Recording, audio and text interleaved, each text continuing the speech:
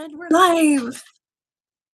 Hi everyone, Stephanie Christmas here. Welcome back to the Storyteller's Corner, episode 31. I know it's been a while since I've done one of these.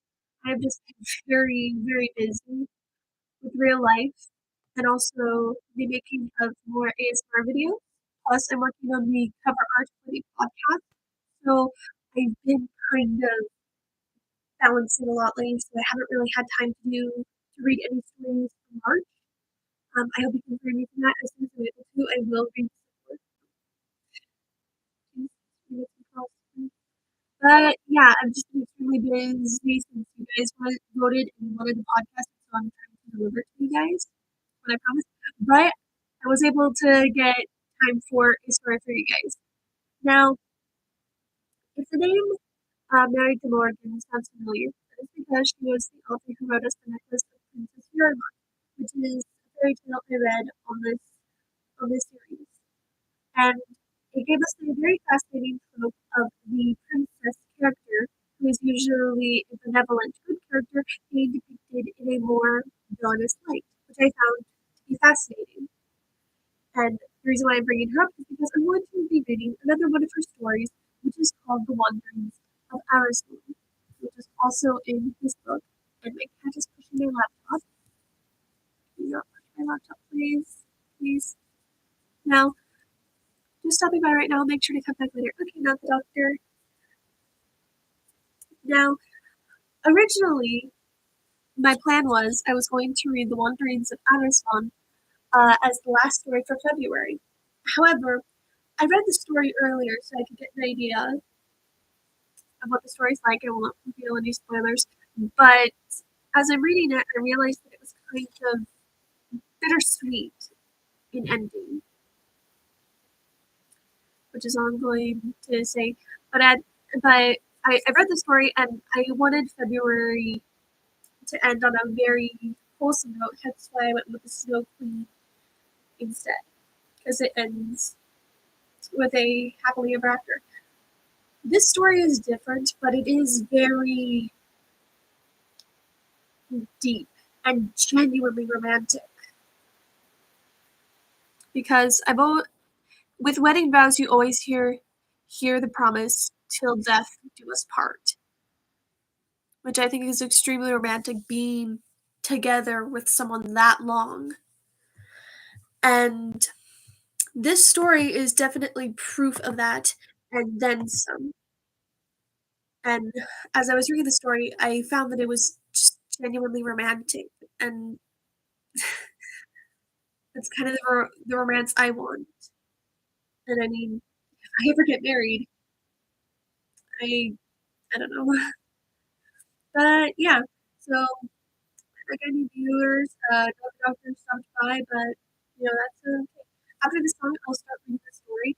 It is this is a collection of all of Mary de Morgan's stories. So if you ever want to hear more of her stories, they are in here. And then, of course, I got some other fairy tales that I'd like to read to you guys. Speaking of, well, there are some other fairy tales I plan on reading, some more classics, but the original versions are a lot more, well, darker. No, I know, and I don't know if anyone's probably wondering, but if you're wondering, Persephone, why are you wearing red? That is because red is a color associated with magic, which is prevalent in this story, considering the events that happen and unfold. Sorry, just need to get my cup of tea.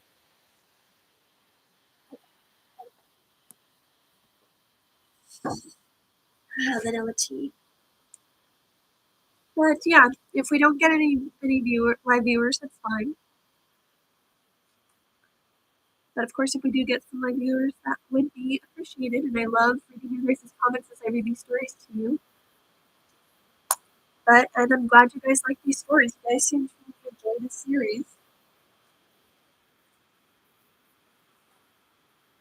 There we go. There's the end of the song.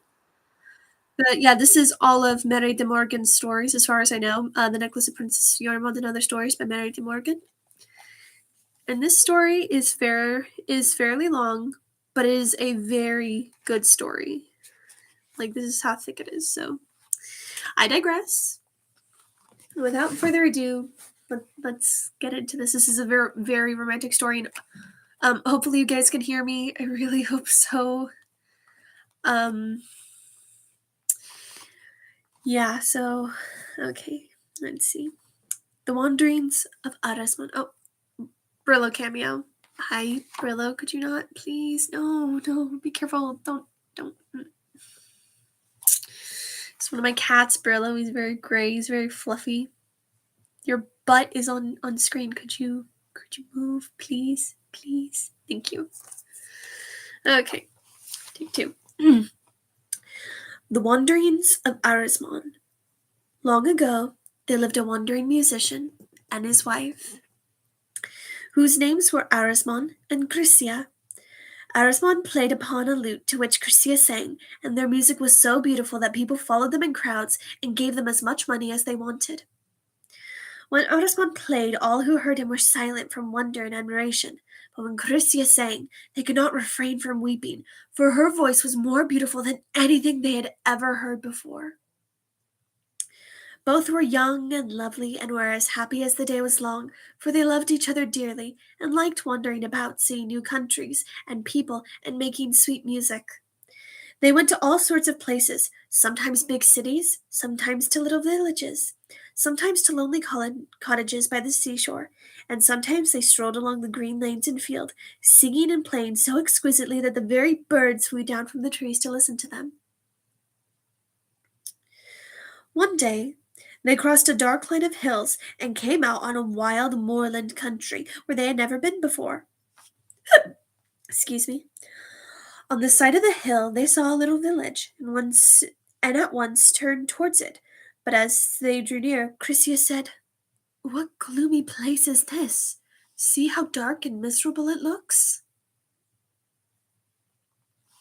"Let us try to cheer it with some music," said Arasmon, and began to play upon his lute, while Chrysia sang. One by one the villagers came out of their cottages and gathered round them to listen. But Chrysia thought she had never before seen such forlorn-looking people. They were thin and bent, their faces were pale and haggard. Also their clothes looked old and threadbare, and in some places were worn to holes. But they crowded about Arasmon and Chrysia and begged them to go on playing and singing, and as they listened the women shed tears, and the men hid their faces and were silent. When they stopped, the people began to feel in their pockets as if to find some coins, but Arasmon cried, "Nay, good friends, keep your money for yourselves. You have not too much of it, to judge by your looks. But let us stay with you for tonight, and give us food and lodging, and we shall think ourselves well paid, and will play and sing to you as much as you like." "Stay with us as long as you can. Stay with us always," begged the people, and each one entreated to be allowed to receive the strangers and give them the best they had. So Arasmon and Chrysia played and sang to them till they were tired, and at last, when the heavy rain began to fall, they turned towards the village, but as they passed through its narrow streets, they thought the place itself looked even sadder than its inmates. The houses were ill built, and seemed to be almost tumbling down. The streets were uneven and badly kept. In the gardens they saw no flowers, but dank, dark weeds. They went into a cottage, which the people pointed out to them, and Arasmon lay down by the fire, calling to Chrysia to rest also, as they had walked far, and she must be weary. He soon fell asleep, but Chrysia sat at the door, watching the dark clouds as they drifted over the darker houses. Outside the cottage hung a blackbird in a cage, with drooping wings and scanty plumage. It was the only animal they had yet seen in the village, for of cats or dogs or singing birds there seemed to be none. When she saw it, Chrysia turned to the woman of the house, who stood beside her, and said, "Why don't you let it go? It would be much happier flying about in the sunshine." "The sun never shines here," said the woman sadly. "It could not pierce through the dark clouds which hang over the village. Besides, we do not think of happiness. It is much as we can do to live." But tell me, said Chrysia, what is it that makes you so sad and your village such a dreary place? I have been to many towns in my life, but to none which looked like this. Don't you know, said the woman, this that this place is spellbound? Spellbound? Cried Chrysia. What do you mean? The woman turned and pointed towards the moor. Over yonder, she said, dwells a terrible old wizard by whom we are bewitched, and he has a number of little dark elves who are his servants, and these are they who make our village what you see it. You don't know how sad it is to live here. The elves steal our eggs and milk and poultry, so that there is never enough for us to eat, and we are half starved. They pull down our houses and undo our work as fast as we do it. They steal our corn when it is standing in sheaves, so that we find nothing but empty husks. And as she ceased speaking, the woman sighed heavily. There you go. Hi, Fracture. Welcome.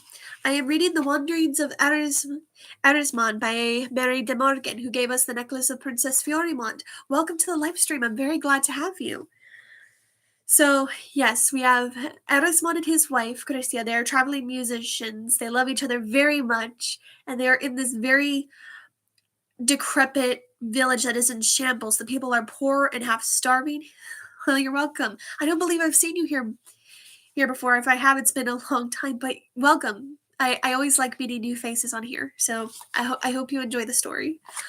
But yes, we have Arasmon and Crescia. They love each other very much, and they're in this decrepit village where everyone is half starved in threadbare clothes, and it is said to be the cause of an evil wizard and his little dark elves, which another term for dark elves is drow, according to D&D. I'm a D&D nerd, so yeah. Anyway, but so this is why the village is what it is, because of an evil wizard and his dark elf minions. This is also an interesting take on elves, as elves are usually seen as benevolent and very beautiful, like in Lord of the Rings. But elves are a type of fairy, and fairies, they're not all sugar and spice as they are interpreted in the modern media.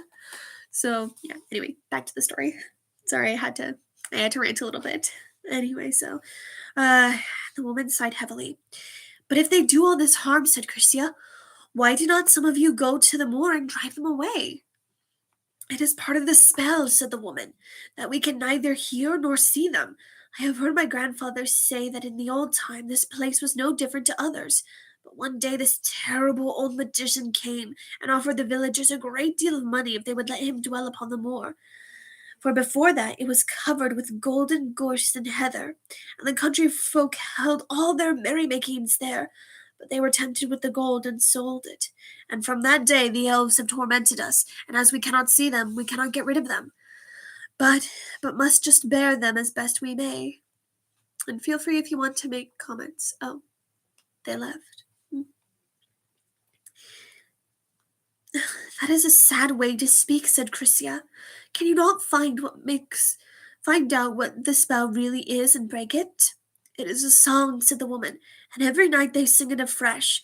It is said that if anyone could go to the moor between midnight and dawn and could hear them singing it, then sing through the tune just as they themselves do, the charm would be broken and we should be free. But it must be someone who has never taken their money, so we cannot do it, for we can neither see nor hear them. But I have not taken their money, said Crescia, and there is no tune I cannot sing when I have heard it once. So I will go to the moor for you and break the spell. Nay, do not think of such a thing, cried the woman. For the elves are most spiteful, and you don't know what harm they might do to you, even if you set us free. Crescia said no more. But all the evening she thought of what the woman had told her, and still stood looking out into the dismal street. Hi, Ghost, welcome. I'm reading The Wanderings of Arasmon by Mary de Morgan. Sorry, the phone. Okay. Phone ring. I thought it might be for me. So it's not for me. But yeah. Reading The Wanderings of Arasmon. It's a very romantic tale. You have Arasmon and his wife Crescia. They're traveling musicians. They're very in love with one another, and they're in this decrepit village. The people are threadbare, and this is because of an evil wizard and his little dark elf minions who sing a song, and the whole place is spellbound and miserable and just unpleasant. And Christia's thinking about it. She wants to help these people because she is good girl. So it is what it is. Let's see. Okay, so the woman that is sheltering Chrissy and her husband warns her against. It's like, no, they'll harm you even if you are able to set us free.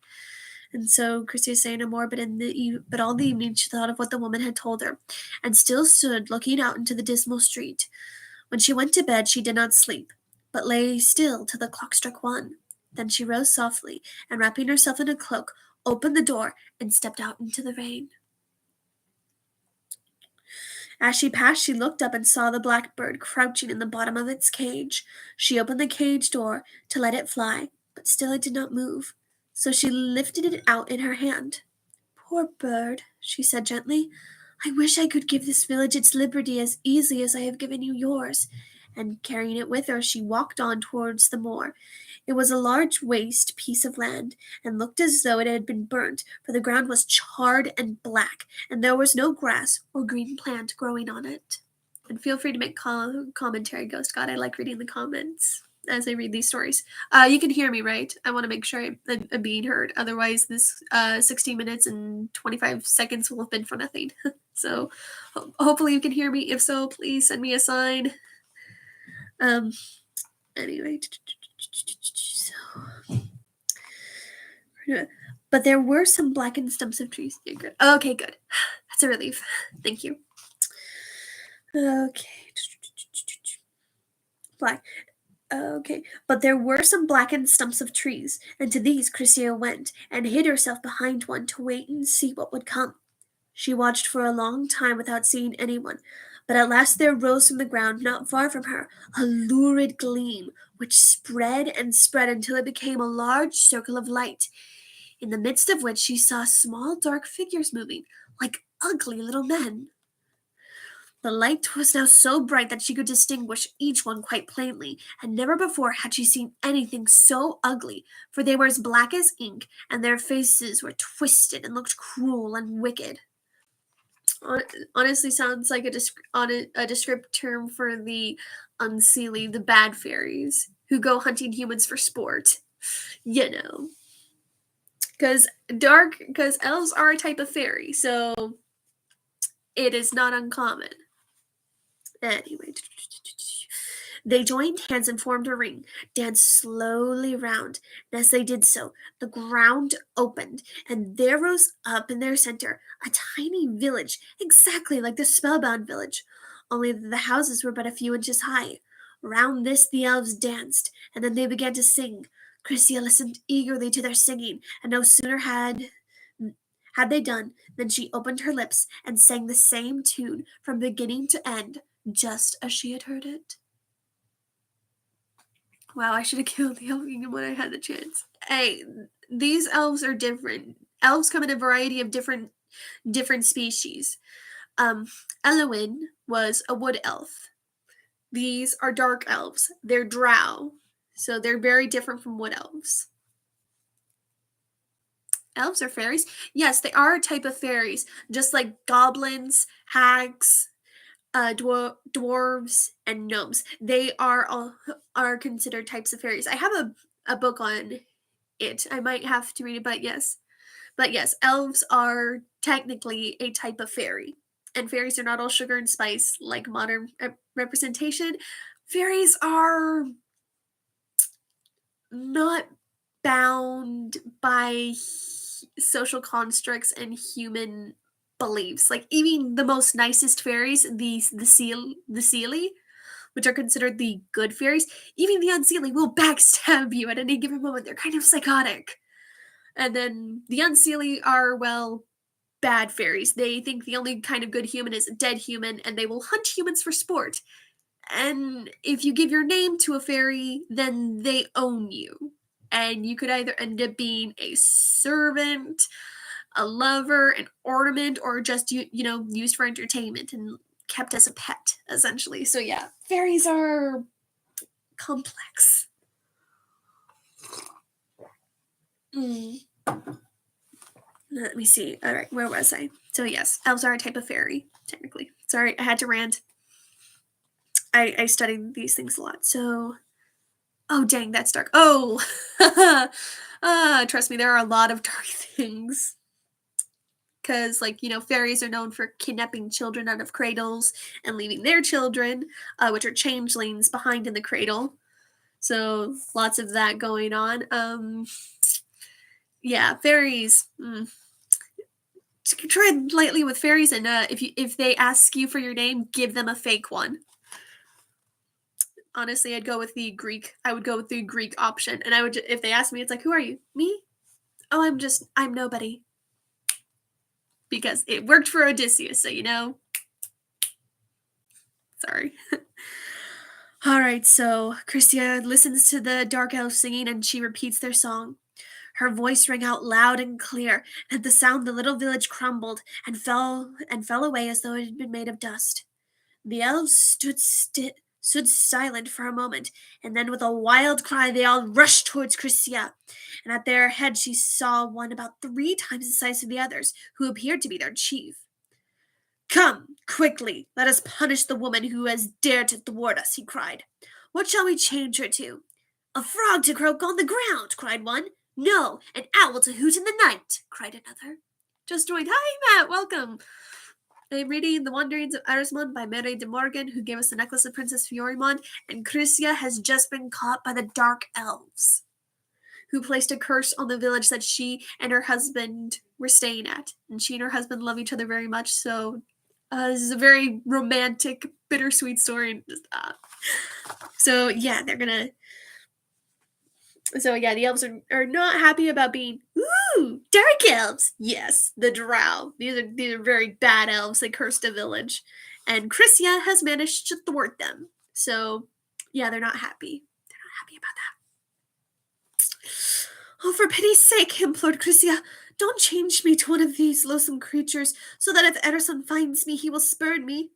"Hear her," cried the chief, "and let her have her will. Let us change her to no bird or beast, but to a bright golden harp, and thus she shall remain until upon her strings someone shall play our tune, which she has dared to sing." "Agreed!" cried the others, and all began to dance around Christia, and to sing as they had sung around the village. She shrieked and tried to run, but they stopped her on every side. She cried, "Arasmon! Arasmon!" But no one came, and when the elf song was done, they disappeared, and all that was left was a little golden harp hanging upon the boughs of the tree. And only the blackbird who sat above knew what had come of poor Christia. So she got turned into a harp. This gives me flashbacks to Jack and the Beanstalk, but I digress. When morning dawned and the villagers awoke, all felt some great change had taken place. The heavy cloud which hung above the village had cleared away. The sun shone brightly and the sky was blue. Streams which had been dry for years were running clear and fresh, and the people all felt strong and able to work again. The trees were beginning to bud, and in their branches sang birds whose voices had not been heard for many a long year. Oh, yeah. The villagers looked from one another and said, "Surely the spell is broken. Surely the elves must have fled," and they wept for joy. Arasmon awoke with the first beam of the sun, and finding Christia was not there, he rose and went to seek her in the village, calling, "Christia! Christia! The sun is up and we must journey on our way." But no Christia answered. So he walked down all the streets calling, "Christia! Come, Christia!" But no Christia came. Then he said, "She has gone into the fields to look for wildflowers and will soon be back." So he waited for her patiently, but the sun rose high and the villagers went to their work, and she did not return. At this, Arasmon was frightened and asked everyone he met if they had seen her, but each one shook his head and said no, they had seen nothing of her. Then he called some of the men together and told them that his wife had wandered away, and he feared lest she might lose herself and go still farther. And he asked them to help him look for her. Some went one way, some another, to search, and Arasmon himself walked for miles, the whole country round, calling, "Crisia! Crisia!" But no answer came. The sun was beginning to set, and twilight to cover the land. When Arasmon came to the moor where Crisia had met her fate, that too was changed. Flowers and grass were already beginning to grow there, and the children of the village, who till now had never dared to venture near it, were playing about it. Oh my gosh, my tongue twisters. Arasmon could hear their voices as he came near the trees against which Crisia had leaned, and on which now hung the golden harp. In the branches above sat the blackbird singing, and Arasmon stopped and listened to it its song, and thought he had never heard a bird sing so sweetly before, for it sang the magic song by which Crisia had broken the elves' spell, the first tune it had heard since it regained its liberty. "Dear blackbird," said Arasmon, looking up to it, "I wish your singing could tell me where to find my wife Crisia."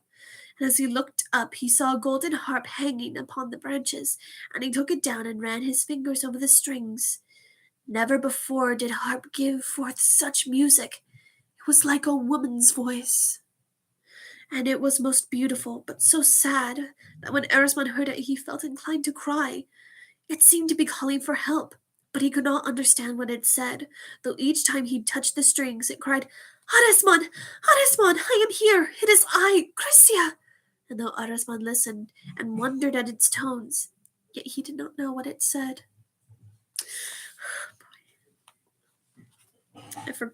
This is going to get me in the feels again. He examined it carefully. It was a beautiful little harp made of pure gold, and at the top was a pair of golden hands and arms clasped together. "I will keep it," said Arasmon, "for I never yet heard a harp with such a tone, and when Crisia comes, she shall sing to it." The anvil of irony, the horrible anvil of irony. But Crisia was nowhere to be found, and at last the villagers declared she must be lost, or herself have gone away on purpose, and that it was vain to seek her farther. At this Arasmon was angry, and saying that he would seek Crisia as long as he had life. He left the village to wander over the whole world till he should find her. He went on one foot, and took with him the golden harp.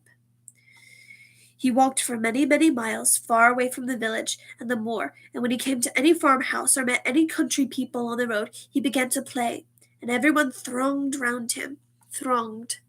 together round. And feel free to make commentary, Matt. This story is getting amazing. It's just hitting me in the feels again.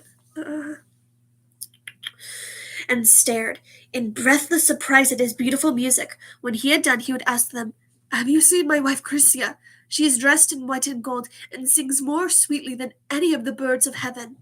But all shook their heads and said, no, she had not been here.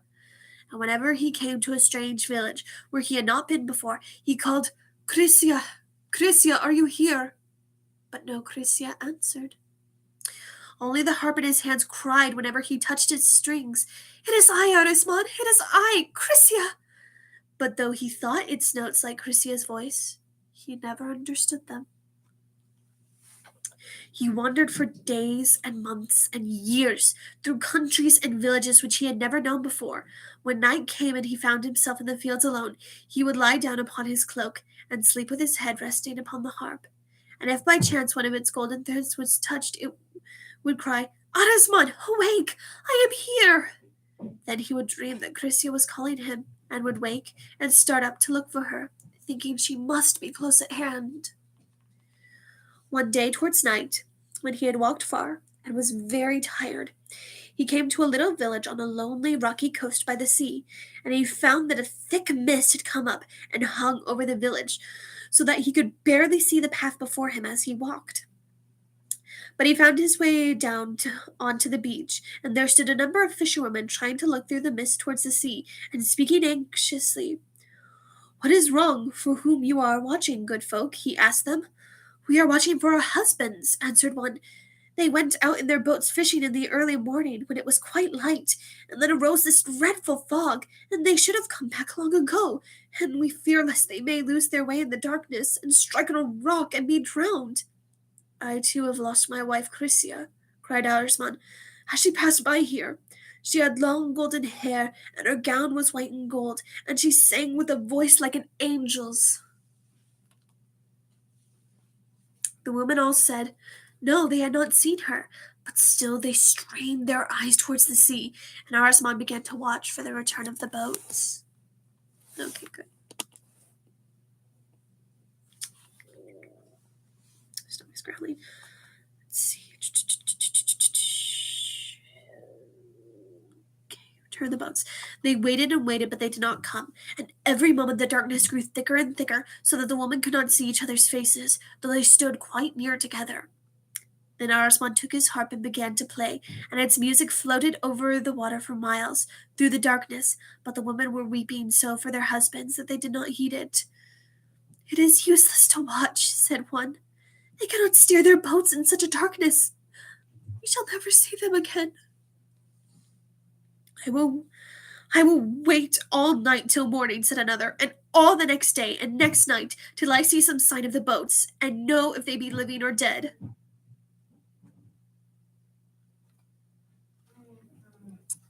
Sounds like Ellen. Oh my gosh. Jeez. You really like that video. I could say something about that, but I won't. So, yeah. The genuine love, it's like waiting for their husbands. My goodness. My heart. But as she stopped speaking, there arose a cry of, "Here they are!" And 2 or 3 fishing boats were pushed onto the sand close by where they stood, and the women threw their arms around their husbands' necks, and all shouted for joy.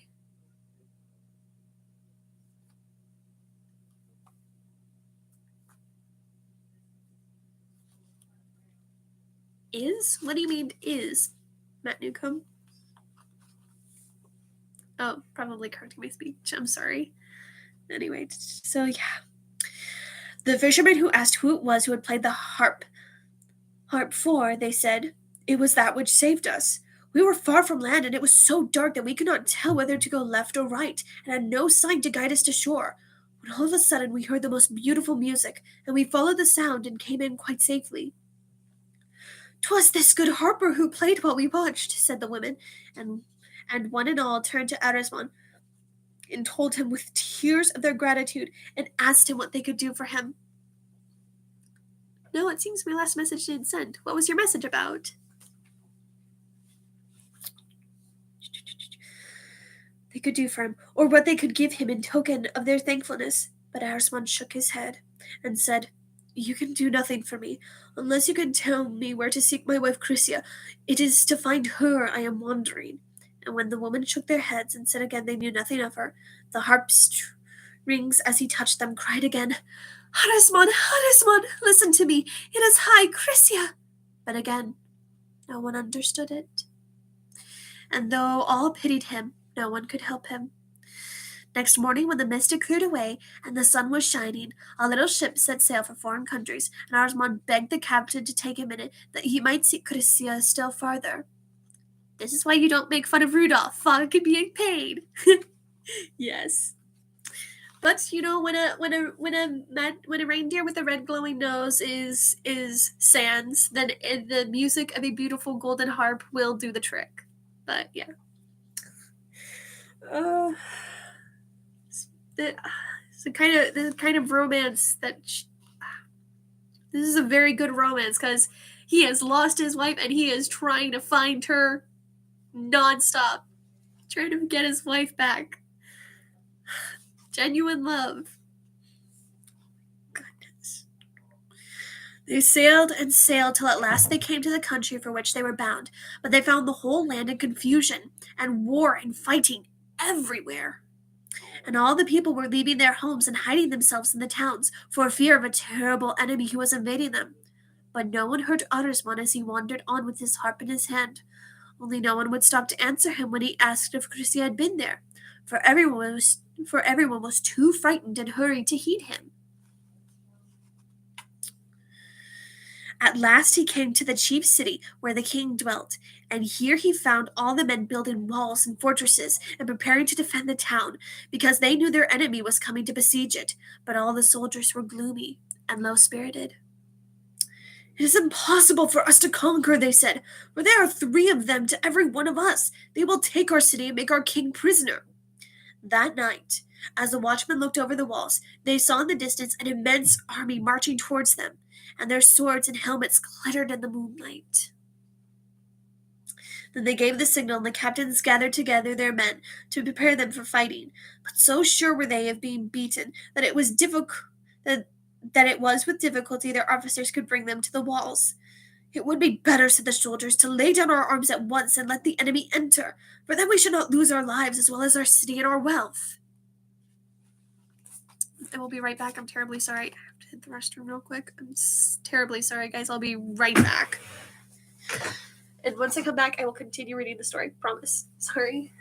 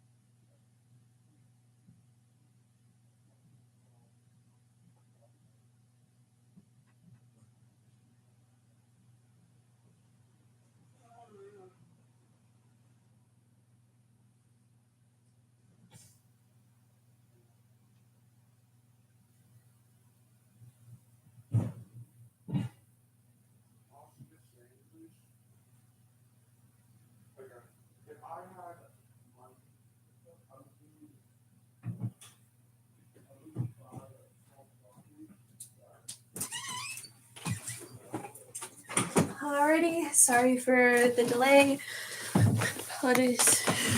Those damn fairies are gonna play. They're gonna play the golden harp if they keep messing around. Well, the fairies have exited the story, and one of my gloves broke on me. So I'm gonna try and fix it real quick, and if not, I will just do this the remaining with just one glove on.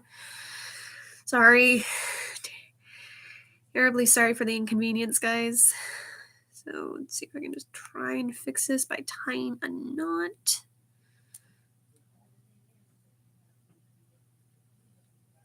Okay, come on. I swear.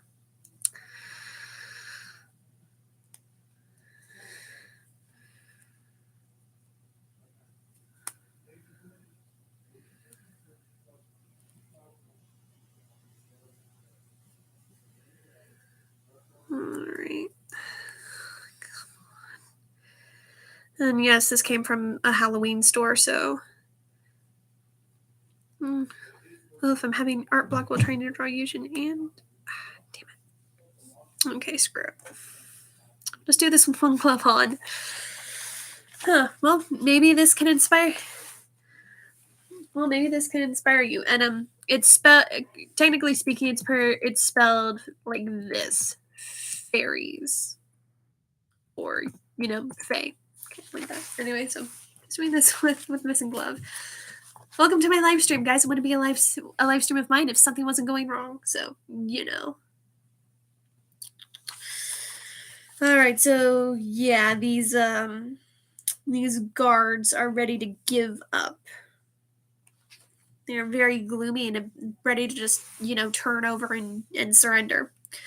When Arasmon heard this, he sat upon the walls of the town and began to play upon his harp. And this time its music was so loud and clear that it could be heard far and wide, and its sound was so exultant and joyous that when the soldiers heard it, they raised their heads, and their fears vanished, and they started forward, shouting and calling that they would conquer or be killed. Gloves. They're kind of like gloves. Anyway, I spell it like this: P-E-S-T. Pest. Oh my goodness, Matt. Jeez, don't let the actual Fae hear you say that, otherwise they'll curse you because they have the abilities to cast magic spells, and don't step into a fairy room.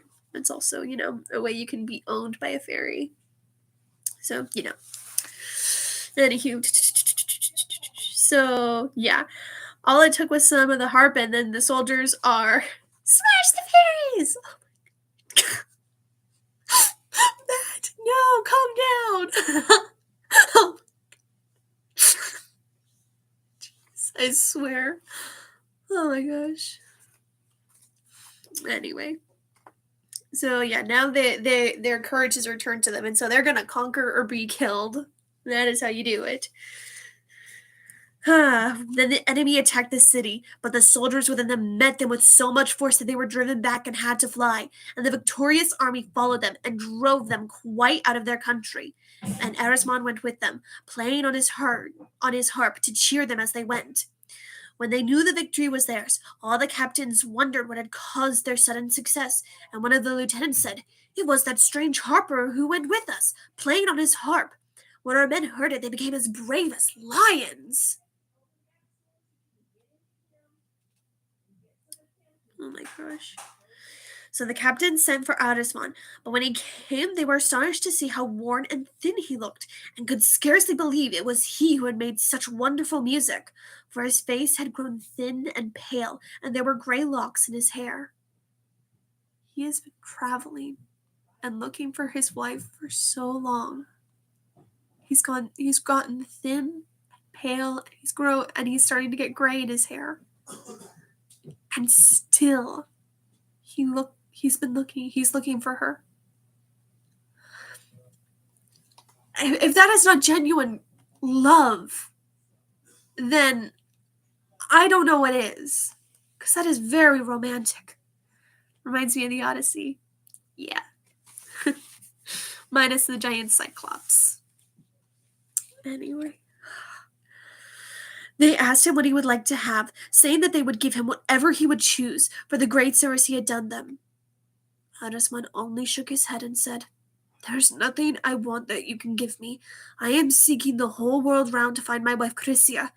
It has been many years since I lost her. We two were as happy as birds on the bough. We wandered over the world, singing and playing in the sunshine. But now she is gone, and I care for nothing else." And the captains looked pityingly at him, for they all thought him mad, and could not understand what the harp said when he played on it. And it cried, "Listen, Arasmon, I too am here. I, Chrysia." So Arasmon left that city and started again, and wandered for days and months and years.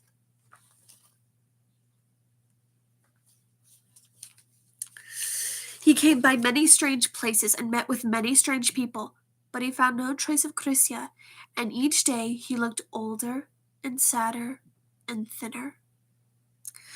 At length he came to a country where the king loved nothing on earth so much as music. So fond of it was he that he had musicians and singers play by the score, always living in his palace, and there was no way of pleasing him so well as by sending a new musician or singer. So when Arasmon came into the country, and the people heard how marvelously he played, they said at once, "Let us take him to the king. The poor man is mad. Hear how he goes on asking for his wife. But mad or not, his playing would delight the king. Let us take him at once to the palace." So though Arasmon would have resisted them, they dragged him away to the court, and sent a messenger to the king, to say that they found a poor mad wandering harper, who played music the like of which they had never heard before.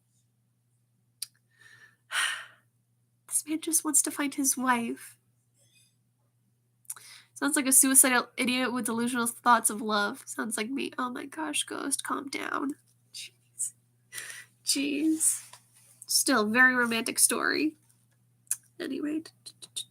The king and queen and all the court sat feasting when the messenger came in, saying that the people were bringing a new harper to play before his majesty. A new harper, quoth he. That is good hearing. Let him be brought here to play to us at once. Oh, my nose is running.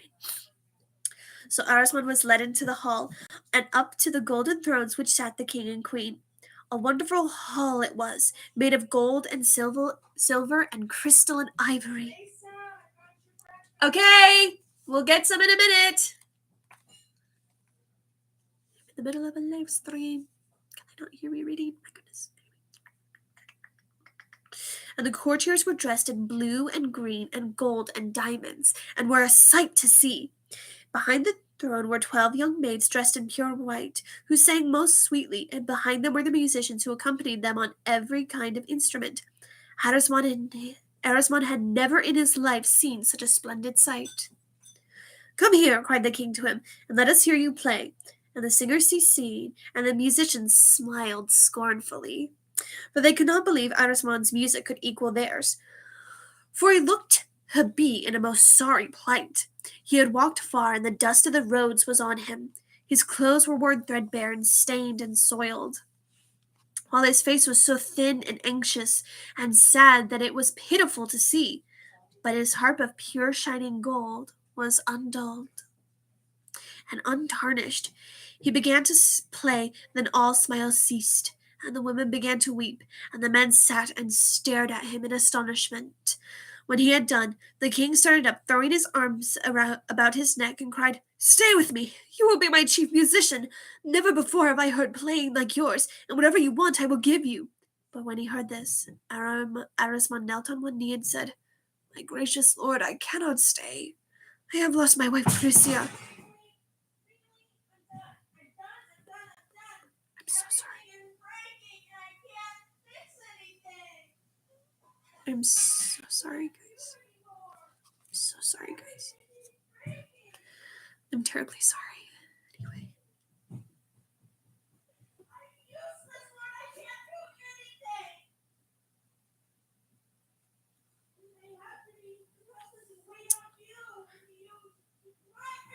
So sorry. I'm terribly sorry.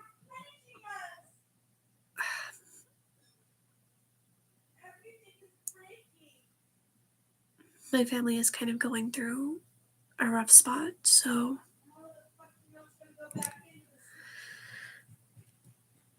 we're doing our best.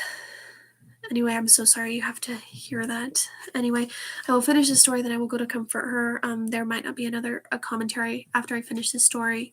I'm sorry. Yeah, there won't be a commentary after this. I'll finish the story. I'm sorry. I have to do this. Don't worry about it. Well, still, you guys are my fans. I do want to give you good quality stuff, and I always do a commentary afterwards, but I'm sorry, my family comes first, and yeah. Anyway, I'm going to read this to you, and I'm going to finish it. So, my gracious lord, I cannot stay. I have lost my wife Crisia. I must search all over the world till I find her. You can take a break and continue the stream later. No, I'm going to finish it. We have 3 pages left. It's fine. We'd understand. I get it, though. Still, I'm going to finish the story at least. We just got 3 more pages left. The story's almost over.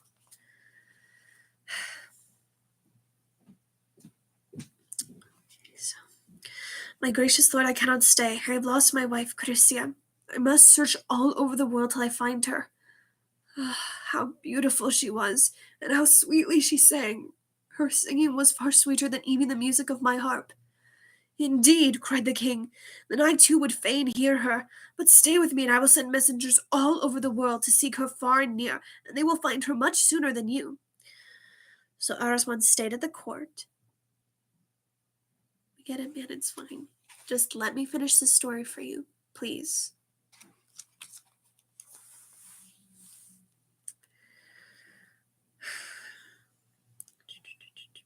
So Arasmon stayed in the court. Do you do these regularly?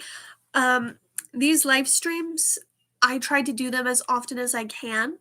It's just been a while since since I am balancing my real life affairs with making ASMR, doing these live streams, and also preparing for a podcast that I'm going to be doing. So the scheduling will most likely be irregular. I usually try and read these stories and do these episodes whenever I have a day off. So yeah, it's kind of irregular. Most likely the podcast will also have an irregular schedule because yeah, I wear a lot of hats. I am doing a massive balancing act. Excuse me. So I hope that answers your question, Fracture.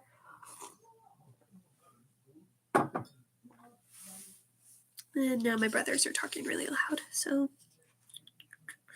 I usually try and do them at 11 o'clock a.m. though, Pacific Daylight Time, because I'm on the Oregon coast. So, alrighty. So, okay. So Arasmon stayed at the court, but he said that if Curcia did not come soon, he must go farther to seek her himself. The king gave orders that he should be clad in the costliest clothes and have all he could want given to him. And after this, he would hear no music but Arasmon's playing. And all the other musicians were jealous and wished he had never come to the palace. But the strangest thing was that no one but Arasmon could play upon his golden harp. Yeah, thanks. You're welcome, Fracture. Again, I don't think you've ever been on these live streams before, and so welcome. I'm always glad to meet new faces. I love making friends and meeting new people. So, yeah, very glad to have you. I hope you're enjoying the story so far. I do my best to give a theatrical performance with the reading. So, yeah. So, yeah. No one but Arasmon could play upon his golden harp. All the king's harper tried it, and the king himself tried also. But when they touched the strings, there came from them such a strange, melancholy wailing. But no one but Arasmon could bring out its beautiful notes. I could make a comment about that since Chrysia was turned into the golden harp. But I don't know. I'll let you guys draw your own conclusions about that. But the courtiers and musicians grew more and more angry with Arasmon, till at last they hated him bitterly, and only wanted to do him some harm, for they said, "Who is he that our king should love and honor him before us?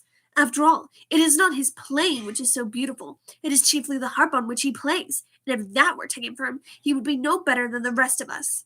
And then they began to consult together as to how they could steal his harp.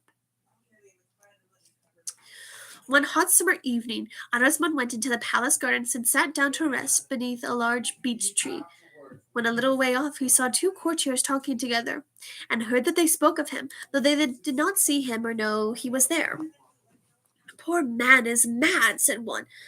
"Of that there is little doubt, but matter not, as long as he plays his harp, the king will not listen to anyone else." "The only way is to take the harp from him," said another, "but it is hard to know how to get it away, for he will never let it go out of his hands." "We must take it from him when he is sleeping," said the first. "Certainly," said the other, and then Arasmon heard them settle how and when they should go to his room at night to steal his harp. They're literally doing that one meme where it's like, "On my way to steal your girl." It's probably outdated, but I mean, it's kind of obvious in a way, because I mean, Crycia did get turned into that harp. So anyway, I digress. That was a horrible joke. I'm sorry. He sat still till they were gone, and then he rose, and grasping it tenderly, turned from the palace and walked away through the garden gates. "I have lost Crycia," he said, "and now they would take from me even my harp, the only thing I have to love in all this world. But I will go away, far off where they will never find me." And when he was out of sight, he ran with all his might, and never rested till he was far away on a lonely hill, with no one near to see him. Do you have something like a Discord server? I actually do have a Discord server for this channel. Here, let me just pause really quick. I'll send an invite through here so you can join. It's very chaotic, and there will be some D&D playing on my there we will be doing some D&D playing on my channel as soon as everyone gives me their character sheets. We're gonna start D&D soon. Yep. So Fracture, here you go. Here is a copy of the Discord link. It should work for you. Hopefully it does. And then yeah, just let me know. Abide by the rules and have a good time. And if you want to play D&D with us, you're more than welcome. I have all the tools you'll need to character sheets and a guide to help you get set up on D&D. So we'd be glad to have you. This will be my second time DMing again. So yeah. Anyway, we're almost done with the story. Freaking tender. Thanks. You're welcome, Fracture, again. Lovely to meet you. Glad to have you here, and we'll be very glad to have you on the Discord server. Alrighty, so, oh my gosh, this guy just, the genuine romance. This guy is the equivalent of a dove, and I'll explain that later. So, the stars were beginning to shine, though it was not yet dark. Arasmon sat on a stone and looked at the country far and near. He could hear the sheep bells tinkling around him, and far, far off in the distance he could see the city and the palace he had left. Then he began to play on his harp, and as he played the sheep stopped browsing and drew near him to listen. The stars grew brighter, and the evening darker, and he saw a woman carrying a child coming up the hill. She looked pale and tired, but her face was very happy as she sat down not far from Arasmon and listened to his playing, whilst she looked eagerly across the hill as if she watched for someone who was coming. Presently she turned and said, "How beautifully you play! I never heard music like it before. But what makes you so sad? Are you unhappy?" "Yes," said Arasmon. "I am very miserable. I lost my wife Chrysia many years ago, and now I don't know where she can be." "It has been a year since I have seen my husband," said the woman. "He went to the war a year ago, but now there is peace, and he is coming back, and tonight he will come over this hill. It was just here we parted, and now I am come to meet him." "How happy you must be," said Arasmon. "I shall never see Chrysia again." And as he spoke, he struck a chord on the harp, which cried, "Oh, Arasmon, my husband! Why do you not know me? It is I, Chrysia." "Do not say that," said the woman. "You will find her some day. Why do you sit here? Was it here you parted from her?" Then Arasmon told her how they had gone to a strange, desolate village and rested there for the night, and in the morning Chrysia was gone, and that he had wandered all over the world looking for her ever since. "I think you are foolish," said the woman. "Perhaps your wife has been waiting for you at that village all this time. I would go back to the place where I parted from her if I were you, and wait there till she returns. How could I meet my husband if I did not come to the spot where we last were together? We might both wander on forever and ever, and never find each other. And now, see, here he is coming." And she gave a cry of joy and ran to meet a soldier who was walking up the hill. Arasmon watched them as they met and kissed, and saw the father lift the child in his arms. Then the three walked over the hill together, and when they saw they were gone, he sat down and wept bitterly. "What was it she said?" He said, "That I ought to go back to the spot where we parted.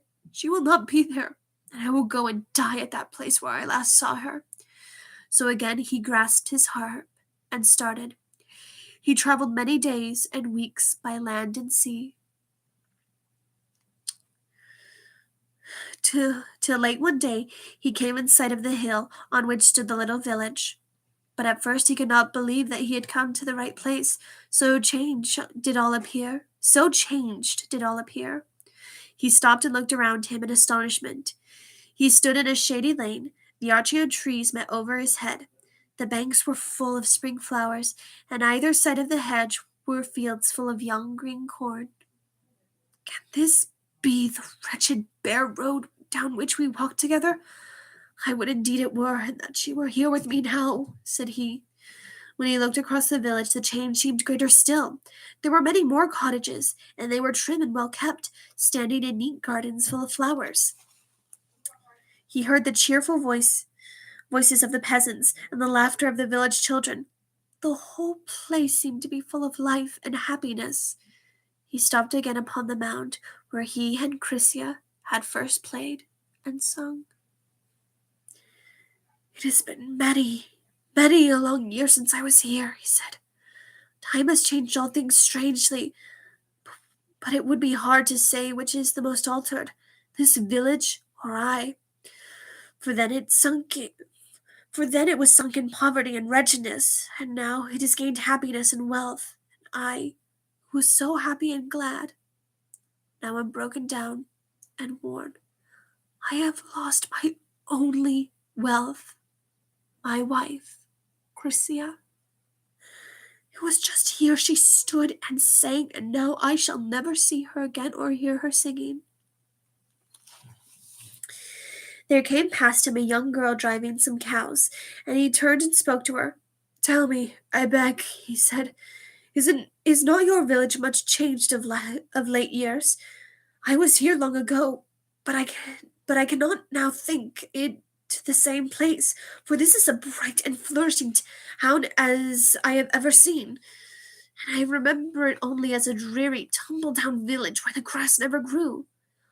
Oh, said the girl, then you were here in our bad time, but we do not now speak like that, for fear our trouble should return. Folks say we were spellbound. 'Tis so long that I can scarcely remember it, for I was quite a little child then. But a wandering musician and his wife set us free. At least, everything began to mend after they came, and now we think they must have been angels from heaven. For the next day they went, and we have never seen them since. It was I and my wife Chrysia. I'm out for today. Have a good one. You too, Fracture. Thank you for coming to the story. It was wonderful to meet you. I hope you enjoyed it.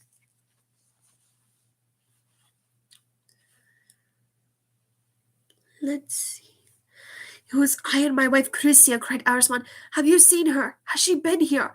I have sought all over the world ever since, but I cannot find her. Now I fear lest she be dead. The girl stared at him in surprise. You? You poor old man! Of what are you talking? You must surely be mad to say such things. These musicians were the most beautiful people upon the earth, and they were young and dressed in shining white and gold, and you are old and gray and ragged, and surely you are very ill too, for you seem to be so weak that you can scarcely walk. Come home with me, and I will give you food and rest till you are better. Arasmon shook his head.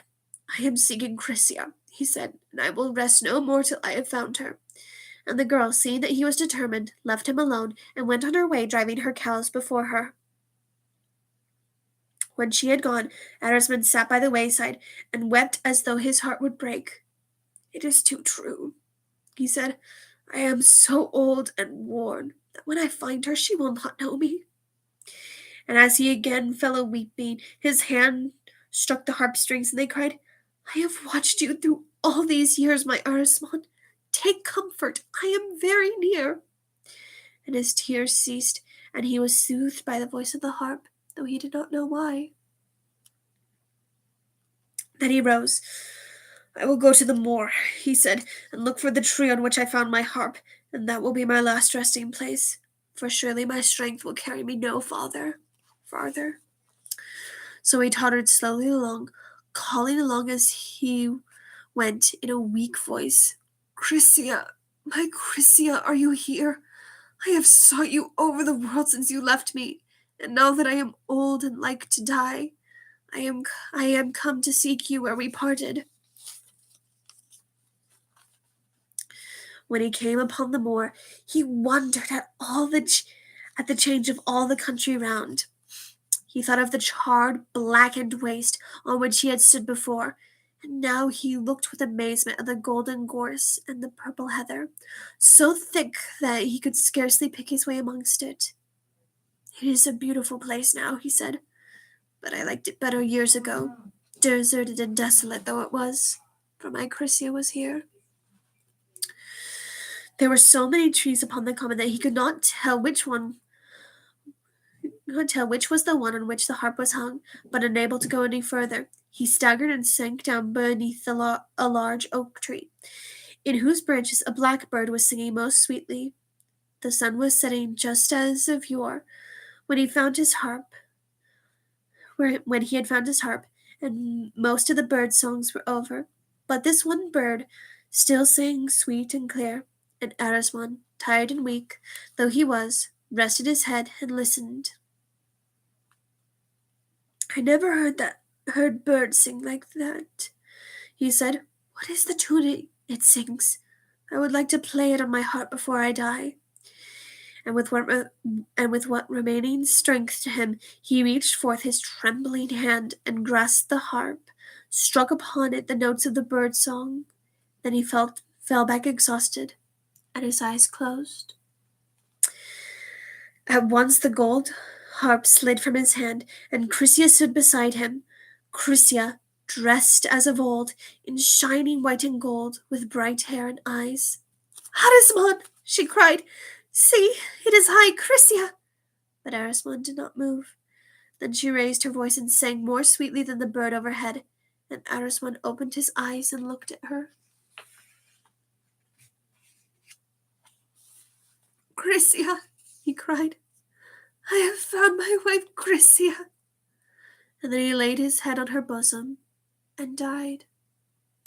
And when Chrysia saw it, her heart broke, and she lay beside him and died without a word. In the morning, when some of the villagers crossed the common, they saw Arasmon and Chrysia lying beneath the oak tree in each other's arms, and drew near them, thinking they were asleep. But when they saw their faces, they knew they were dead. Then the old man stopped and looked at Chrysia and said, Surely it is the woman who came to us and sang long ago when we were in our troubles. And though he is sadly changed and worn, it is like her husband who played for her singing. Then came the girl who had driven the cows, and told them how she had met Arasmon and all he had said to her. He searched everywhere for his wife, said she. I am glad he has found her. Where could she be? Would that we had known it was he, they all said. How we would have greeted him. But see, he looks quite content, and as if he wished nothing more, since he has found his wife, Chrysia. And that is the end of the tale of the wanderings of Arasmon. Again, I mentioned it being a genuine tale of pure love, because despite everything, he still looked for her, and he did not stop until he was too weak to do so. And eventually he broke the spell and freed his wife. I mentioned before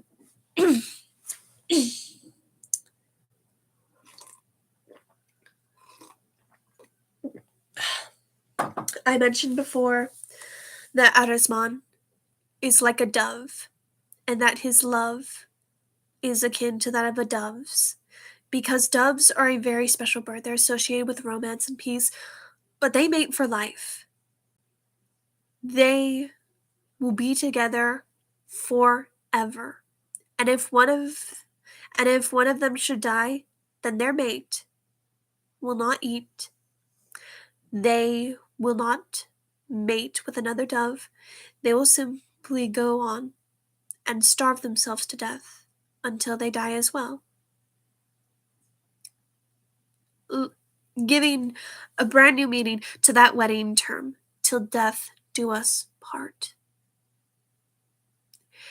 And again, if that is not true and genuine love, I don't know what is. Again, it's a really good story. And I hope you guys enjoyed it. Thank you for coming. And more videos are coming. I'm working on the podcast as quick as I can. And yeah, thank you so much for watching. I'll see you all in the next one. Bye.